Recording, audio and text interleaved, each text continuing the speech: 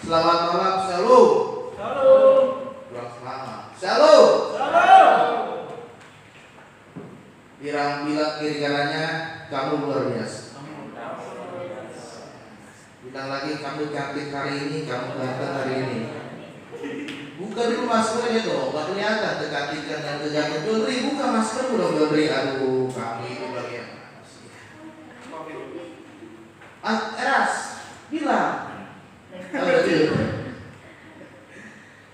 Baik, kita buka kitab kita teman-teman.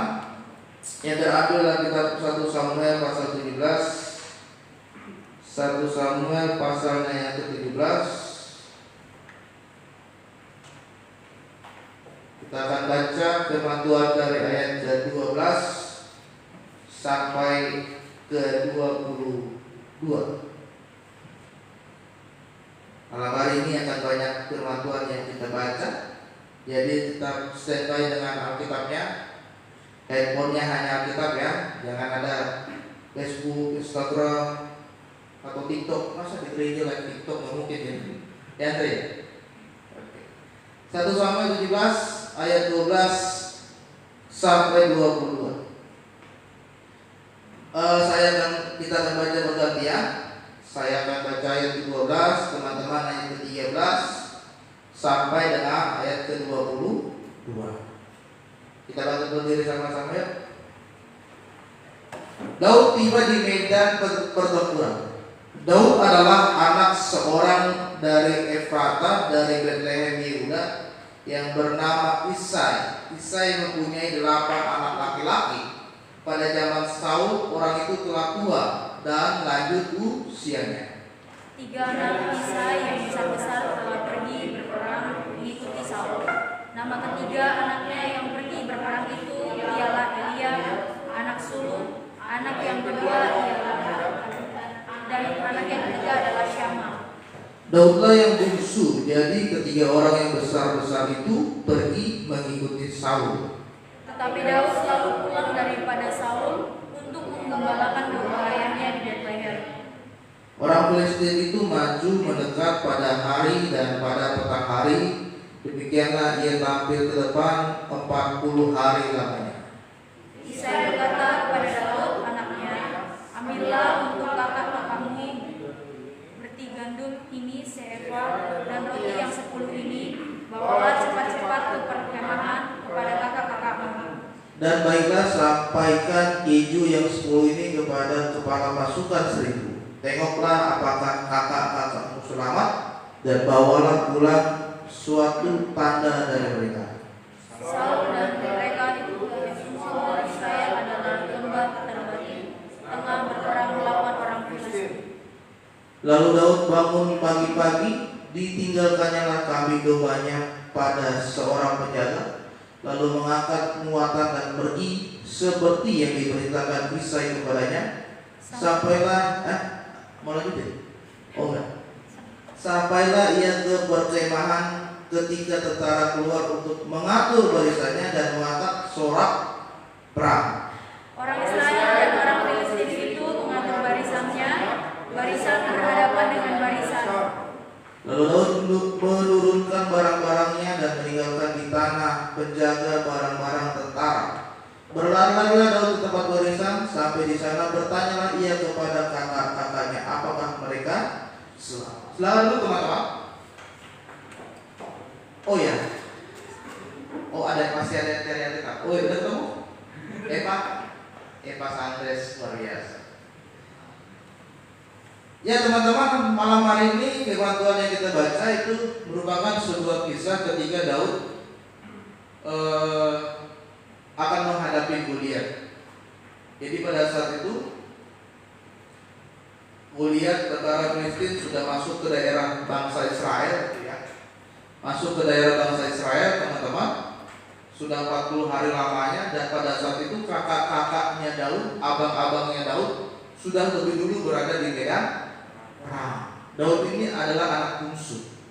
Di sini ada anak bungsu. Kudan, ada kudan asik, ya. Kudan itu apa? Es kudan, itu puding. Ya biar jangan tegang lah, biar lucu dikit Kudan ini luar biasa. Karate luar biasa. Kemarin saya ketemu si Kudan, kenapa kamu nggak pulang Kudan? Mau karate Kang, siap. Wih, luar biasa. Jadi hati-hati dengan kudan. Kalian mendekat, sikat. Ya kudannya luar biasa. Kau tahu lainnya? Jadi teman-teman, hari ini saya tidak membicarakan perperangan Daud melawan Goliat, tetapi saya mengambil beberapa kalimat di ayat ini yang menunjukkan bahwa Daud itu sangat menghormati orang tua. Di tema firman Tuhan pada malam hari ini adalah menghormati orang. Jadi ketika Daud disuruh ayahnya Isai untuk membawa makanan kepada abang-abangnya yang berada di medan perang, maka firman Tuhan katakan pada pagi-pagi benar bangunlah Daud. Dia tinggalkan yang biasa dia bawa kambing domba kepada rumput dia kasih makan. Dia tinggalkan itu semua. Dia titipkan kepada orang-orang yang berada di sana. Dia persiapkan makanan untuk abangnya. Lalu pada saat pagi-pagi benar, dia pergi ke medan perang sesuai dengan yang diperintahkan oleh ayahnya. Dan pada saat itu ayahnya mengatakan, Daud, coba lihat dulu medan perang, apakah abang-abangmu selamat? Dan pada saat itu dia melakukan apa yang diperintahkan oleh orang tua. Teman-teman, hari ini ada banyak anak zaman sekarang yang kurang menghormati orang tua. Ya atau iya? Enggak atau enggak? Yang ada. Banyak anak zaman sekarang yang kurang menghormati orang tua. Panggil mamanya, woi, woi. Ya kan? Woi, mana makanan gua, woi? Ngomong ke orang tua, gua lu. Ya kan? Mamanya, lu mau kemana lu? Lu nggak masak hari ini? Ada nggak ada? Ya. Ke orang tuanya selalu kata-kata kasar. Mama bego, bapak bego, abang bego, adik bego. Mama gila, bapak gila. Nah itu udah biasa tuh kata-kata gila lu, ya kan? Ada banyak anak sekarang yang kurang menghormati orang tua. Tidak ada rasa hormat, tidak ada rasa tunduk, tidak ada rasa meninggikan orang tua. Yang ada adalah merendahkan, menghina, memaki, mencaci, menggerutu. Kalau permintaannya nggak dikabulkan, ngambek. Ma, minta handphone, nggak ada duit nah, belum ada uang. Sekarang ini BTS baru keluar video terbarunya BTS. Ya. Sekarang mau beli tiket konser BTS mah. Kok kalian ketawa? BTS Army ya? Siapa jongkok? Iya jongkok. Ya. Mau beli McD BTS mah. Berapa harganya? Murah mah, 300.000. Cuma dapat tempat kotak BTS doang, isinya sama. Kalau nggak dibeliin, ngamuk, kamu dari rumah. Ada. Jadi teman-teman, ada banyak anak muda yang sekarang kurang menghormati orang tua, banyak yang membantah orang tua, banyak yang nggak nurut sama orang tua, banyak yang nggak taat sama orang tua. Hari ini kita mau belajar bersama-sama, meskipun saya sudah orang tua, saya sudah punya anak, tapi tetap saya adalah anak, karena saya masih punya orang tua. Jadi saya juga masih belajar nih teman-teman. Hari ini kita mau belajar bersama-sama bagaimana supaya kita bisa menghormati orang tua kita. Amin.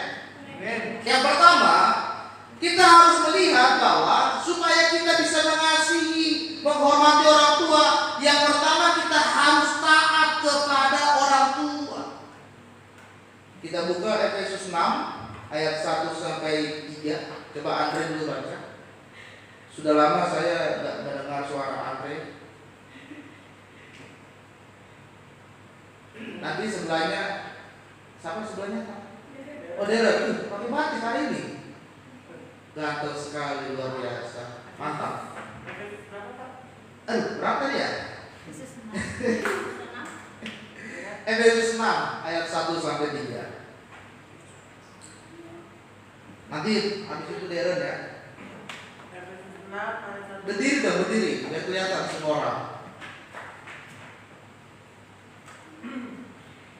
Efesus 6 ayat 1 sampai 3. Ya. Hai anak-anak, taatilah orang tuamu di dalam Tuhan, karena haruslah demikian. Yes. Hormatilah ayahmu dan ibumu, inilah ada suatu perintah yang penting seperti yang nyata dari janji ini. Yes. Supaya kamu bahagia dan panjang umur. Ya. Lanjut sebelahnya Amsal 4 ayat 1. Si Deren. Amsal 4 ayat 1. Amsal 4 ayat 1. Dengarkanlah, hai anak-anak, didikan seorang ayah dan perhatikanlah supaya engkau beroleh pengertian.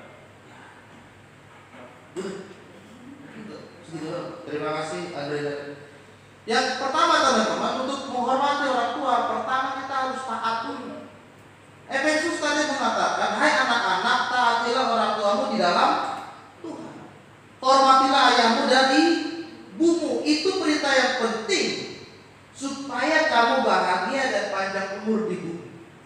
Pertama itu kita harus taat. Taat itu artinya kalau saya cari di kamus bahasa Indonesia, artinya tunduk. Artinya menuruti, memperhatikan. Yang lebih dekat lagi arti kata taat adalah mendengarkan. To listen. Bahasa Inggrisnya taat itu adalah to listen. Listen, dengarkan. Mentaati orang tua adalah tunduk, menuruti, mendengarkan. Firman Tuhan katakan kita harus seperti itu karena itulah tugas seorang anak. Kenapa kita harus taat kepada orang tua? Karena orang tua itu adalah wakil Tuhan berada di dunia ini. Bagaimana orang tua sudah melahirkan kalian semua sehingga kalian bisa lahir di dunia ini dengan selamat. Karena nanti suatu ketika teman-teman, kalian juga akan merasakan waktunya akan menjadi orang tua. Meskipun kalian sekarang masih remaja-remaja, masih pemuda-pemuda, nanti ada waktunya kita juga akan menjadi orang tua. Saya juga mengalami seperti itu. Ada waktunya teman-teman kalian harus bekerja keras merawat anak, mendidik anak, mengasuh anak dari kecil, dari bayi sampai dengan dia beranjak anak-anak, remaja dan dewasa dan seterusnya. Ada waktunya kita akan menuju kepada fase yang seperti itu. Jadi sekaranglah waktunya kita sebagai anak harus tunduk, taat, dengarkan. Ketika istri saya akan melahirkan anak yang pertama, si Barnabas, itu jam 12 malam sudah pembukaan pertama. Sudah menjerit-jerit. Orang tua saya waktu itu sedang keluar kota penginjilan. Bapak Gembala, Ibu Gembala lagi. Bapak Gembala. Oh. Ya. Nah, minggu kan di sini dulu Bapak Gembala, Ibu Gembala. Ya enggak apa-apa. Ya, apa ya? Amin. Bapak Gembala, Ibu Gembala sedang penginjilan ke daerah Tapanuli. Saya baru anak pertama, belum punya pengalaman. Jam 12 malam istri saya sudah teriak-teriak menjerit, kesakitan, mules.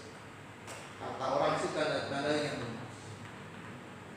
Waktu itu kami belum punya mobil, masih naik motor. Dulu motor saya itu bukan motor yang sekarang, Supra. Bukan Supra Fit. Dulu kami masih tinggal di dulu di sebelah, dulu ini kita di sekat ya. Sebelah sini masih kamar.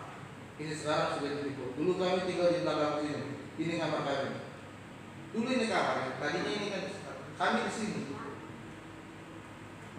Istri saya sudah mules-mules teman-teman.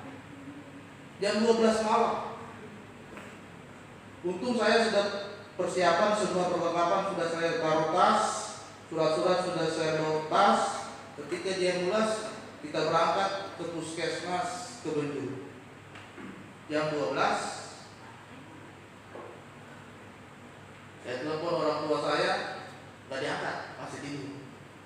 Iya, jam 12 malam, nggak mungkin diangkat. 1 jam kemudian baru mereka telepon. Setiap malam 1 jam sekali dia selalu kesakitan, teriak-teriak, sakit. Saya kan nggak punya pengalaman, saya panggil suster. Suster, tolong istri saya kesakitan. Dilihat, cek. Iya, apa-apa Pak. Suruh jalan-jalan. Oh, jalan. Sejam kemudian teriak lagi kesakitan, sakit. Suster, tolong lagi, lihat istri saya. Saya dimarahin teman-teman. Pak, jangan keseringan Pak, nggak boleh keseringan. Aduh, gimana nih? Ya udahlah, akhirnya kalian yang sakit. Ya udahlah. Sambil saya nasihat, saya kuatkan istri saya. Ya udah sabar. Sakit. Jam 12 malam teman-teman, istri saya menahan kesakitan untuk melahirkan anak pertama kami si Barnabas. Dia lahir jam 3 sore. Dari jam 12 malam sampai jam 3 sore itu sekitar 15 jam menahan kesakitan untuk melahirkan seseorang. Dan pada saat anak saya lahir, tadinya saya nggak mau melihat. Saya sudah jauh-jauhkan, saya sudah keluar pintu dari kamar, dipanggil, Bapak Enos, masuk. Pak, bantu dorongnya. Oh iya, saya bantu dorong anak saya lahiran. Dan di situ saya melihat dengan jelas proses anak saya keluar dari perut dan dia lahir. Darah sudah di mana-mana. Dan ketika dia lahir belum nangis. Bapak, anaknya nggak nangis. Karena anak itu lahir harus nangis. Pak, anaknya nggak nangis. Digubuk-gubuklah dulu pantatnya. Pak. Akhirnya nangis. Barulah dibersihkan, diberi pakai. Jadi teman-teman, ada waktunya nanti kita juga akan menjadi orang tua. Gak mungkin kita terus-terusan seperti Maureen ini, anak kecil seperti ini. Enggak. Kita akan bertumbuh, berkembang menjadi dewasa.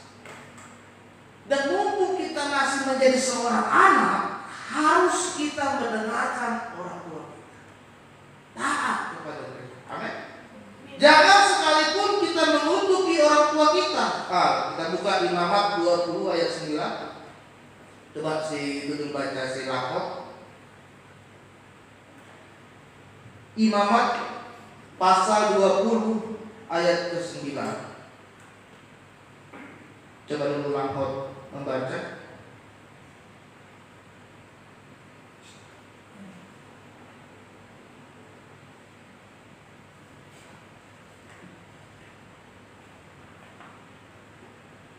Apabila ada seseorang yang mengikuti ayah atau ibunya, pastilah ia dihukum, pastilah ia dihormati. Ia telah mengikuti ayahnya atau ibunya, maka darahnya tertimpa kepadanya sendiri. Ya. Pada zaman dulu, ini aturan yang sangat keras kalau anak mengutuki orang tua. Kalau ada anak yang mengutuki orang tua, zaman dulu itu hukumannya mati. Ayahnya disumpahin dasar ayah miskin, nggak pendidikan, nggak lulus SD, susah terus, sakit-sakitan, mati aja lu.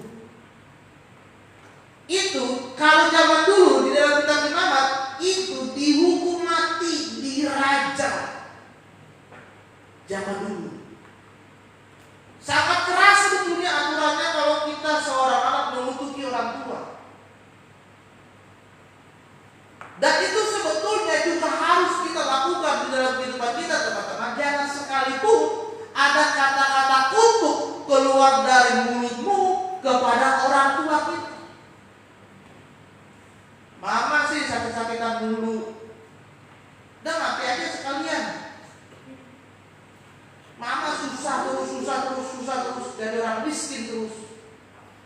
dasar orang nggak punya pendidikan, dasar orang kampung, dasar orang susah. Itu kata-kata kutuk. Seorang anak tidak berhak mengeluarkan kata-kata kutuk. Seorang anak tidak berhak untuk memberontak. 2 Timotius 3 berkata seorang anak tidak berhak untuk memberontak dan tidak tahu berterima kasih. Ada banyak anak sekarang yang tidak tahu berterima kasih. Sudah disekolahkan tinggi-tinggi, sudah dirawat sampai besar, tapi nggak pernah sekalipun pulang lihat orang tua di kampung. Nggak pernah sekalipun sudah kerja bagus mengirim uang ke kampung. Nggak pernah sekalipun orang tuanya sakit ditengokin di kampung. Nggak pernah sekalipun rumahnya besar, tapi rumah orang tuanya masih digubuk. Di kota dia terkenal, wah dia hebat, usahanya sukses, usahanya maju, wah dia orang dikenal di kota ini. Tapi orang tuanya di kampung masih susah. Rumahnya masih lantai, masih digubuk-gubuk, masih pakai kayu-kayu. Anak tidak tahu berterima kasih. Hari ini firman Tuhan menguatkan kita, jadilah seorang anak yang taat kepada orang tua. Karena kita adalah milik Tuhan, karena orang tua adalah wakil Tuhan, dan orang tua adalah perpanjangan tangan Tuhan di dunia ini, maka kasihilah mereka. Tanpa mereka kita nggak ada di dunia ini, kawan. Tanpa mereka seorang yang kasih Tuhan tidak bisa berdiri di tempat ini sampai saya bergelar S2. Tanpa mereka tidak mungkin saya bisa menikah dengan baik. Bahkan kerinduan saya, orang tua saya panjang umur. Kalau bisa 120 tahun lebih dari itu sampai anak saya menikah, dia bisa lihat cucu-cucunya menikah semuanya. Hari ini firman Tuhan katakan taat kepada orang tua, hormati orang tua. Efesus berkata, maka supaya kamu bahagia dan panjang umurmu hidup. Kalau mau hidupmu bahagia di dunia ini, teman-teman, taat kepada orang tua. Kalau mau umurmu panjang di dunia ini, hormati orang tua. Ini bukan cerita-cerita bualan, bukan. Tapi ini kenyataan. Saya selalu melihat orang-orang yang mengasihi orang tuanya pasti umurnya panjang. Saya punya mertua itu sudah sekarang umur 68 tahun. 68 tahun. Dia sudah kena penyakit jantung. Kemarin dia sudah ingin di bypass, tapi dia nggak mau. Padahal sudah tersumbat 90% jantungnya. Tapi setiap kali dia bercerita, dia selalu mengisahkan bahwa bahkan orang tuanya pun meninggal di rumah dia, dirawat ketika sakit, bahkan sampai pikun oleh mertua saya. Dan tahu apa yang terjadi, teman-teman? Beberapa bulan yang lalu dia periksa ke rumah sakit, di jantungnya itu tumbuh saluran baru. Saluran yang tersumbat itu di sebelahnya tumbuh saluran baru, dan itu saluran yang sangat lancar. Jadi orang yang taat kepada orang tua, Tuhan kasih kebahagiaan, Tuhan kasih umur panjang, Tuhan kasih mujizat dalam hidup. Amin. Yang pertama, taat kepada orang tua. Yang kedua, mengasihi orang tua, kita harus mendengarkan didikan orang tua. Kita buka Amsal 1 ayat 8. Si Rahmatullah mohon untuk baca Amsal 1 ayat 8. Oleh firman Tuhan, Amsal 1 ayat 8, dan aku dengarkanlah didikan ayahmu dan jangan meninggalkan ajaran ibumu. Ya. Amsal 1 ayat 8 berkata,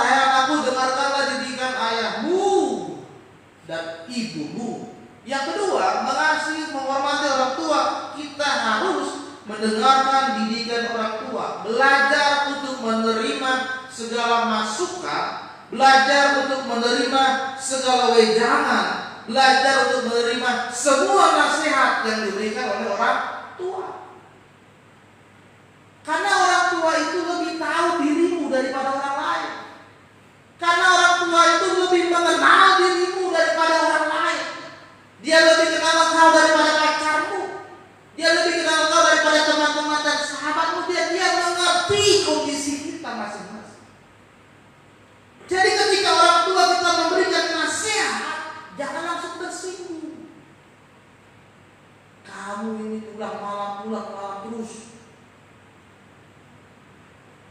Langsung marah. Mau nggak kasih aku kebebasan? Aku kan mau bebas, mau sama teman-temanku jalan-jalan.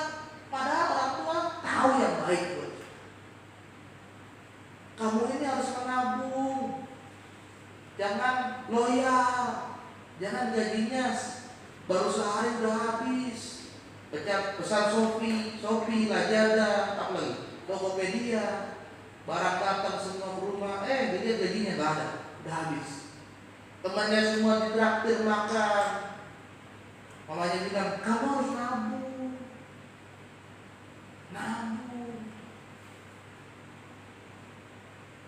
Ada nasihat yang diberikan oleh orang tua kita, teman-teman. Oleh sebab itu kita harus dengarkan nasihat mereka, belajar untuk tunduk, dan jangan sekalipun kita membuat perselisihan atau adu domba dengan orang tua. Wah, mentang-mentang kita sudah sarjana nih ya, orang tua kita cuma lulusan SD, wah kita ngomong bahasanya tinggi ke mereka. Ibu tahu nggak apa itu diabolos? Udah bahasa-bahasa Yunani kan? Ibu tahu nggak apa itu metanoia, maturia? Itu nggak nyampe ini ke sana. Wah, sudah mulai menggurui. Aku lulusan terbaik loh di kampus. Ini cuma petani lulusan SD. Aku bisa lebih hebat tadi. Kesombongan bisa menjatuhkan hidup kita. Saya belajar dari pengalaman. Saya jatuh karena kesombongan. Saya sarjana S1, sarjana hukum, lulusan terbaik. Saya sombong di situ jelas. Beberapa perusahaan telepon saya dari bank, asuransi, atau pengacara waktu itu telepon saya. Lulusan terbaik. Saya tolak. Saya mulai kerja waktu itu di kantor majalah, jadi staf HRD. Hanya 2 bulan. Setelah itu perusahaannya kolaps, bangkrut, tutup, semua karyawan dipecat. Saya nganggur. Saya masih sombong. Lu ini lulusan terbaik, siapa sih yang gak terima lulusan terbaik? Lamar sana, lamar sini, lamar sono, tolak. Sebulan nggak cari kerja, 2 bulan nggak diterima, 3 bulan, 4 bulan, 5 bulan, bahkan sampai 6 bulan saya nggak diterima kerja. Lulusan terbaik nih, kawan. Waktu itu Tuhan merendahkan saya. Kamu sombong. Akhirnya saya belajar merendahkan dia. Tuhan, saya salah. Tuhan, saya salah kalau saya sombong. Tuhan, saya mau merendahkan diri. Akhirnya waktu itu ada saudara bilang, mau nggak jadi guru? Ya udah, jadi guru lah. Akhirnya saya jadi guru. Pertama kali saya ngajar itu, kalau teman-teman tahu, saya guru SD. Kelas 2 SD. Bayangin aja, muka serem kan, badan gede.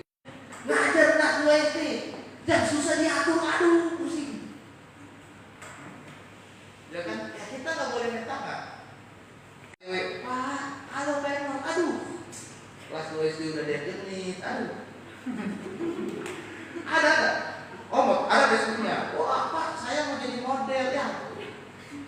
Ada yang sering datang terlambat kelas 2 SD. Ada yang kamar mandi suka ditemenin, Pak, kebokin, aduh.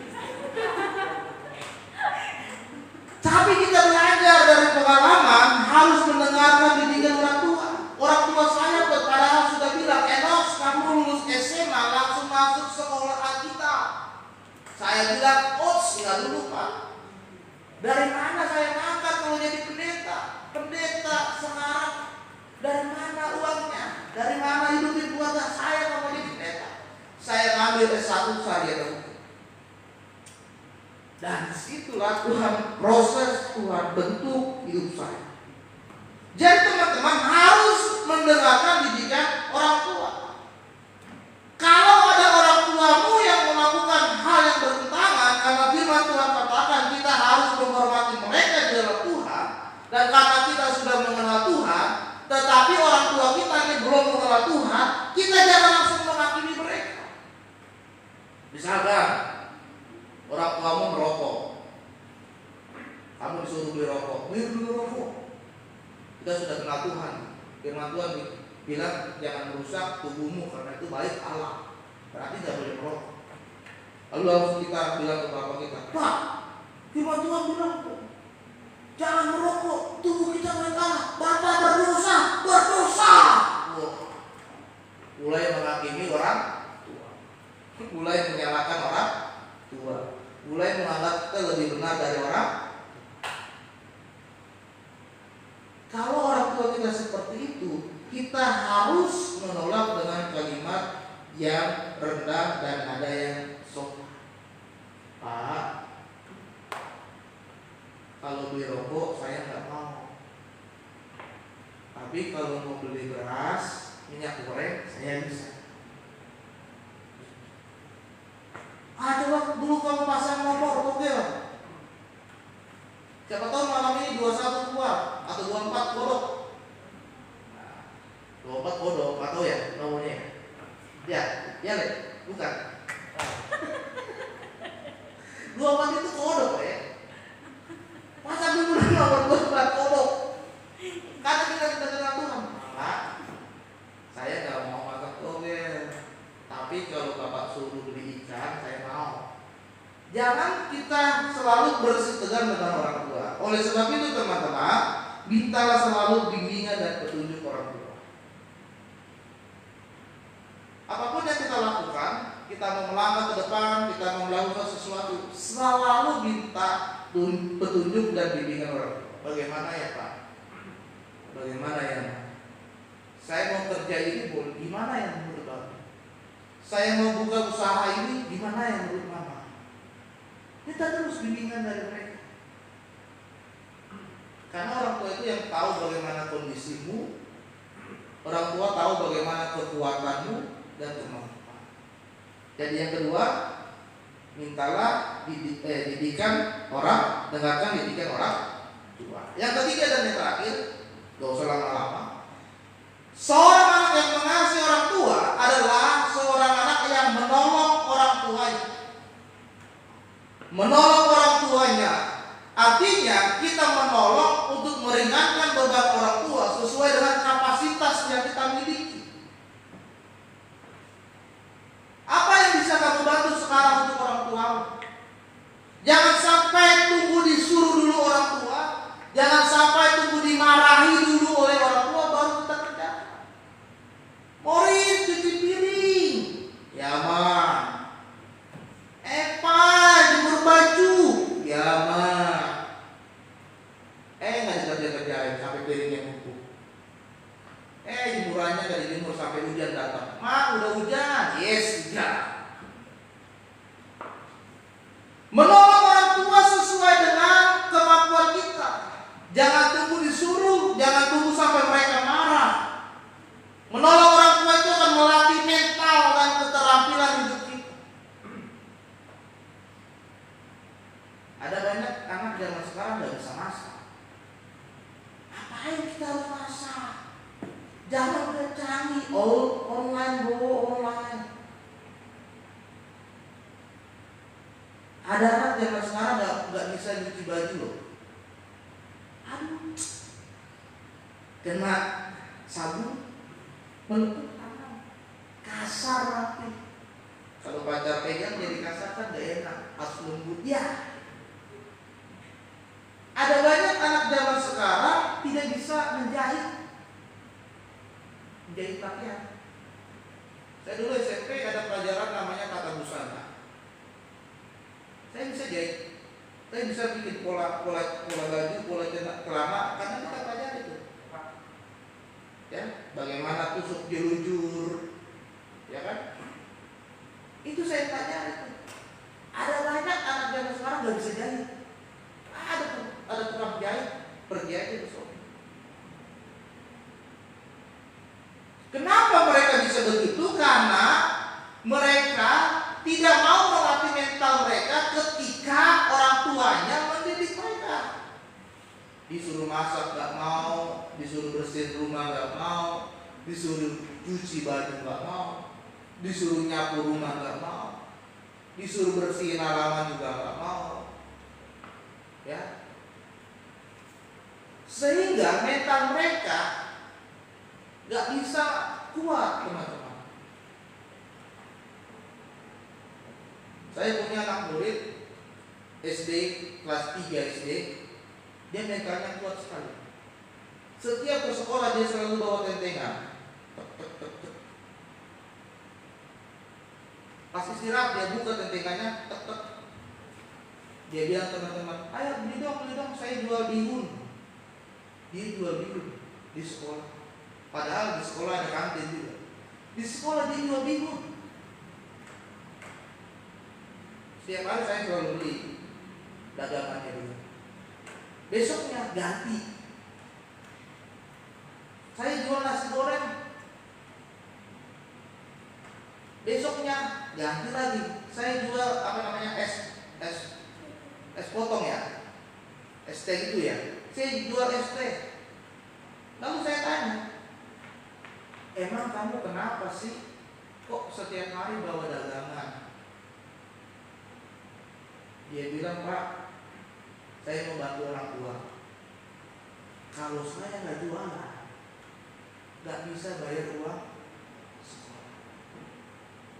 Mentalnya sudah dilatih. Kamu dipaksa nggak? Enggak. Benar, kamu nggak dipaksa? Enggak, Pak. Saya bantu mama saya. Mamanya jualan di pasar. Dia bawa dagangan mamanya sebagian, jual di sekolah. Teman-teman, ada banyak cara yang kita bisa lakukan untuk menolong orang tua kita. Tapi banyak anak zaman sekarang cuek, atau pura-pura tidak tahu, atau tidak peduli. Orang tuanya sakit di kampung, ditelepon juga enggak. Orang tuanya lagi butuh uang di kampung, padahal kita punya uang lebih, kita kirim juga. Bahkan udah hampir berapa bulan kita nggak pernah nanya kabar orang tua, kita nggak pernah telepon, Ma gimana kabarnya, sehat nggak? Ma lagi perlu apa di sana? Lagi apa sih sekarang di sana? Lagi musim apa sih sekarang di sana? Panen nggak? Lagi nanam padi nggak? Mama sehat nggak? Padahal itu basa-basi, tapi itu yang sebetulnya mereka rindukan ada keluar dari anak-anak. Teman-teman terkasih dalam nama Tuhan, menolong orang tua adalah bagaimana kita bisa, kalau kita sudah punya uang lebih, kita bisa memberikan sebagian uang kita ke mereka. Atau kita bisa merawat mereka ketika mereka sedang berada di masa-masa yang lemah. Bahkan ketika Tuhan Yesus pun dia ingin melakukan penginjilan di dunia ini, dia menitipkan ibunya kepada muridnya yang paling muda yang bernama Yohanes. Dia menitipkan orang tuanya kepada muridnya yang paling muda, yaitu Yohanes. Menolong orang tua itu adalah tugas dan kewajiban seorang. Bahkan merawat orang tua pun itu seharusnya tugas kita, teman-teman. Ada sebuah kisah terakhir, dan ini sebuah kejadian nyata terjadi di negara Singapura. Ada seorang konglomerat besar di sana, punya harta yang banyak. Pada saat dia pensiun, dia bagikan semua hartanya kepada anak-anak. Semua hartanya, teman-teman, diatasnamakan ke semua anak-anak dan menantu-menantunya. Dengan harapan ketika dia sudah pensiun, dia sudah tua, nanti anak-anaknya yang merawat dia. Tetapi kenyataannya bukan seperti itu. Orang tua ini, ayahnya, ternyata dia diusir dari rumah anaknya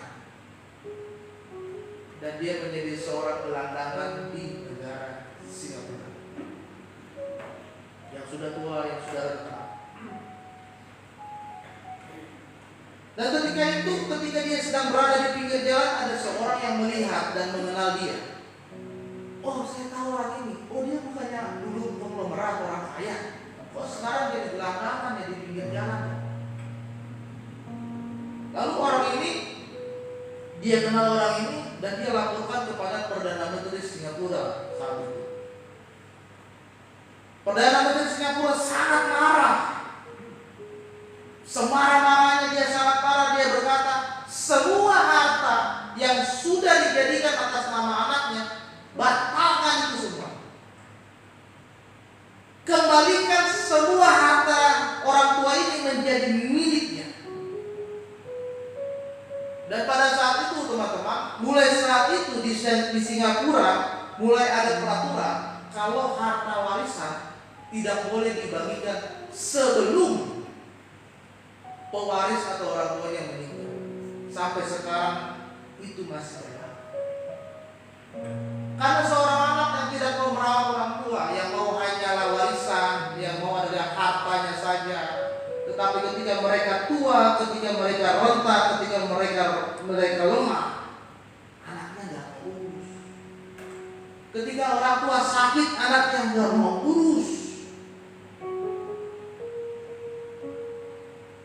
Yang menjadi pertanyaan bagi kita, apakah kita mau memelihara orang tua kita ketika mereka sedang sakit dan renta? Karena penghormatan terakhir bukanlah pada saat orang tua kita berada di dalam peti mati. Saya pernah merasakan hampir kehilangan orang tua ketika tahun 2000 ayah saya akan dioperasi jantung. SMP, saya kelas 2 SMP. Jadi bapak-bapak ini penyakitnya sudah banyak cukup. Tahun 2000 penyakit jantung, kita semua dipanggil ke rumah sakit sebelum dioperasi. Orang tua saya sudah berpesan, Enos, kamu anak pertama. Kalau operasi ini, karena operasinya 50-50 teman-teman. Kalau berhasil puji Tuhan, kalau enggak, kekot, meninggal. Enos, kalau nanti operasinya enggak berhasil, bapak meninggal, kamu anak pertama, jaga adik dan mama. Wah, hati seorang anak dengar begitu sedih kan? Wah, di situ saya menangis, Pak, jangan Pak. Kelas 2 SMP saya. Jangan Pak, pasti berhasil operasinya. Dia panggil semua anaknya, kami berempat, adik saya yang sisa paling kecil, ya pasti segede-gede si Maureen. Telinga-telingupnya apa nih, mau ditarik-tarik gitu, apa namanya, selangnya. Jangan. Ternyata selang tabung gas mau ditarik, bukan itu. Ya. Udah berpesan, Enos, kamu anak pertama, jaga adik-adikmu yang masih kecil, jaga mama-mamamu, kamulah pengganti bapak ketika bapak nanti sudah tidak. Wah, seperti pesan-pesan terakhir. Tapi puji Tuhan, bapak saya sembuh. Dan kembali terjadi ketika dia kena serangan stroke. Dia sedang di puncak, lalu kena serangan stroke, setengah badannya tidak bisa digerakkan, langsung turun dari puncak. Saya sudah ditelepon, carikan rumah sakit, bapak kena serangan stroke. Saya standby, oke, kita bawa ke harapan kita karena punya riwayat jantung, takutnya ada jantung. Kita bawa ke harapan kita tengah malam sampai di harapan kita masuk IGD, langsung semua pasang. Saya lihat bapak saya semua selang dipasang pakai tabung oksigen, saya nggak berani dekat. Aduh, kasihan sekali. Dan ketika itu keluar hasilnya ternyata terkena serangan stroke, bukan jantung. Dokter itu bilang, Pak, rumah sakitnya bukan di sini.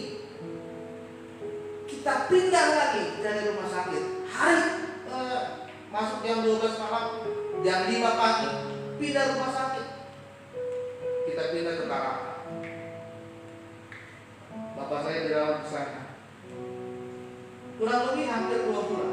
Kami rawat dia. Ganti-gantian. Waktu itu saya sudah menikah. Erasmus kayaknya sudah lahir. Meskipun saya sudah punya anak, sudah punya istri, kami gantian jaga malam. Mak saya hari ini, saya hari ini, kami semua anaknya ganti-gantian. Baru-baru masuk selalu keluar dahak. Karena dia kena paru-parunya gitu. Dahak selalu keluar. Kami lap terus.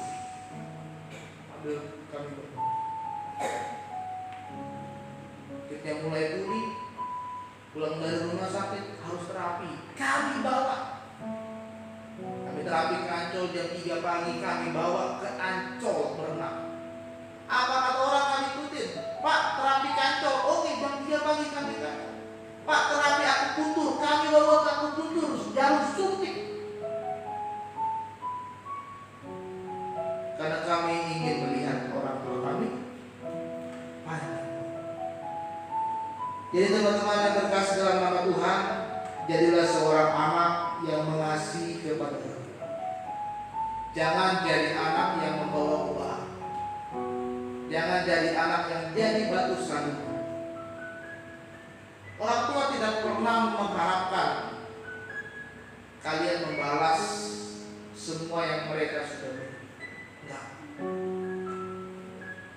Mereka enggak mengharapkan, Andre, kamu nanti ganti ya uang rumah sakit kamu 5 juta, uang sekolah kamu di SD 10 juta. Nanti kalau udah besar ganti ya, ada catatannya. Enggak. Ya nanti totalnya ya sampai kamu gede 100 juta bayar ya.